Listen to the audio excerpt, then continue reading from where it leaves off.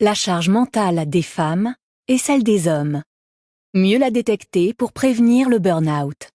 D'Aurélia Schneider. Lu par Caroline Klaus.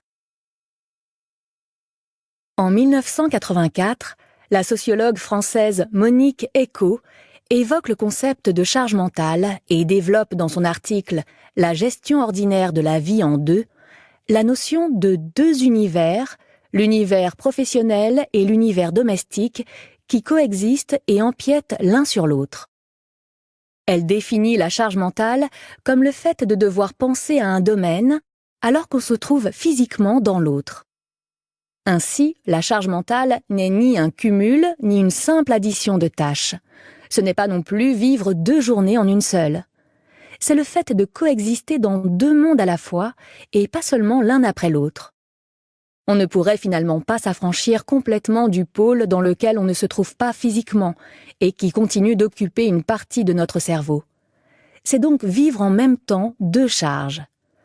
La sociologue exclut volontairement la question du partage des tâches, puisqu'elle considère que le point clé est la gestion d'espaces différents et du temps consacré à leur harmonisation.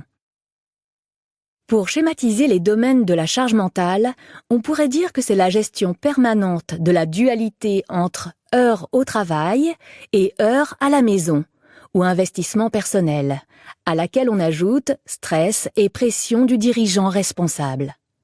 On constate alors 3 coûts. Le coût en heures, d'autant plus grand que les heures sont longues, travail prenant, implication ou non du conjoint, femme de ménage, nombre d'enfants. Le coût en obligation de résultat.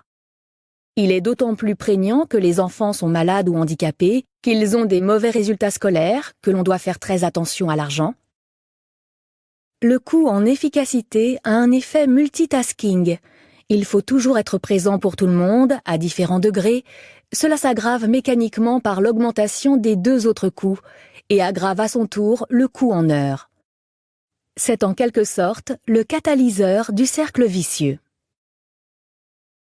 La notion de charge mentale est reprise en 1998 par une ingénieure, Sylvie Hamon-Cholet, qui l'applique au monde du travail pour définir schématiquement le coût psychique de la pression pesant sur les salariés.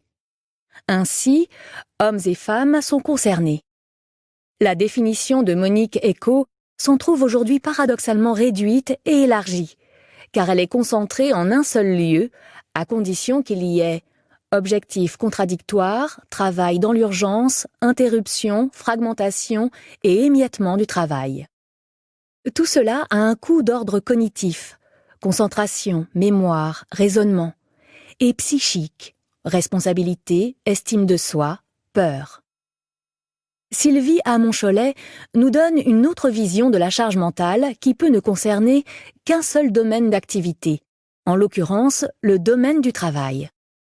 La contribution de la bande dessinée d'Emma, Fallait demander, est l'élargissement de la définition de charge mentale du travail au monde de la maison. En tant que médecin, j'ajouterais qu'il existe dans la charge mentale des femmes, en plus d'un coût psychique et des conséquences physiques, une 3e composante physiologique. Initialement et historiquement, les femmes se trouvaient en charge de la maison. Lorsqu'elles ont été de plus en plus nombreuses à travailler, les études sur la charge mentale ont commencé à voir le jour.